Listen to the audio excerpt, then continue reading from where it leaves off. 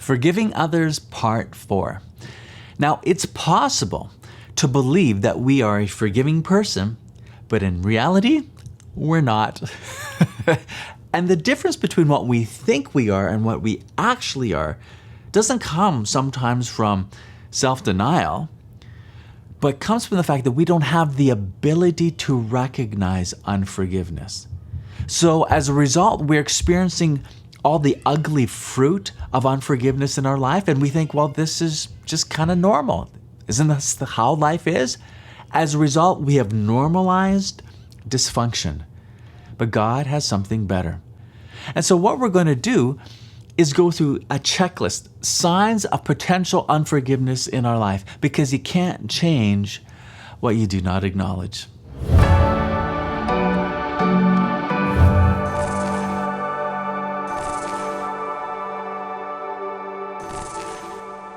Before we go through the checklist, there's a couple useful things to know about unforgiveness.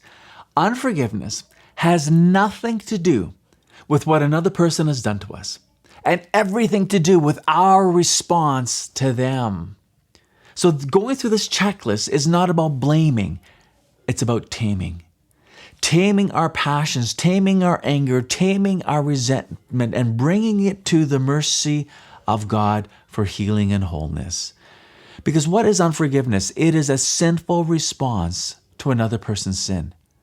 So it's our sinful response to a terrible thing that someone has done to us.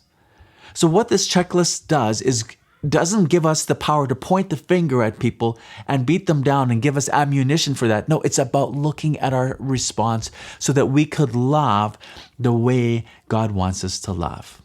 So that being said, here we go. Checklist. Signs and symptoms of unforgiveness. Number 1. Do you have strong negative emotional reactions towards certain people when you think about past events? If so, why? Because remember, what does Jesus promises? Jesus promises peace. So if we are experiencing the opposite of that when we go back to certain memories, then those memories need healing. They need grace. They need freedom. So that's just a possible sign and symptom that we're stuck in unforgiveness. It also indicates that we need healing. So who are you? Who's in those memories? What's going on? Identify what you might need to forgive. Number 2, does the stress of remembering hurtful events trigger physical reactions and discomforts? So maybe your mind goes back to a hurtful event in the past, and what happens in your body is that your heart just starts going. Breathing. Maybe you got ulcers on the extreme side, or tension carried in your back. That's me. I carry a lot of my tension in my back. If we visit those memories and we have physical reactions, maybe it's not an emotional reaction, but a physical reaction in our body when we think back to an event. Why? Again, Jesus promises peace. Peace I leave you, my peace I give to you. So that's an indication that maybe we're stuck in unforgiveness. Number 3, do you imagine yourself getting even with those who have wronged you? Now maybe you're thinking, Ken, isn't it normal to want to desire revenge and get even with those who have wronged us? Well, to our fallen nature, it's very easy to go there. But what's the standard? Not our fallen nature right here. It's the grace level. And who's there? Jesus. Ask yourself the question, when Jesus was on the cross, was he hanging there thinking, how am I going to get even with the people who crucified me? No. He said, Father, forgive them. They know not what they do. His heart was seeking restoration, not revenge. And so if we're desiring and struggling with thoughts of revenge, it's a clear indication we're stuck. And God has something better for us. Do you rehearse speeches in your mind directed at those you are angry with? I do. But of course, I'm not going to say it, because I'm going to go to the grace level and I'm just going to rehearse it in my mind, thinking I'm doing something a lot better. I mean, I suppose not going off on somebody verbally is better and withholding the words. But if we're rehearsing speeches in our mind directed at those we're angry with, again, why? Jesus says, I have peace for you. He's the standard, not the rest of the world. And so when we look at Jesus, how does he love? Once again, upon that cross, he's not rehearsing speeches in his mind directed at the soldiers who just crucified him or us who played a part in his passion. No, again, he's seeking not revenge, but restoration. And Jesus is always seeking to communicate blessing, not cursing us. It's a blessing he wants to put into our life. Next one, do you lie awake at night with memories of injury? Are you getting the picture that living in unforgiveness is kind of tough?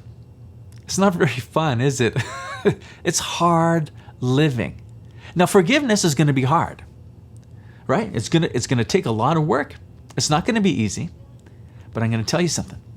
It's going to cost you more if you don't. So it's going to cost either way. But it might as well cost on the plus side rather than on the negative. Our pain might as well lead us to Christ than away from him. Because sometimes we can't get away from the pain, but we can determine how we use it. Do you give certain people the silent treatment? Now, that happens to be my favorite one. This is a weakness for me. What's the silent treatment? It's a passive-aggressive form of revenge.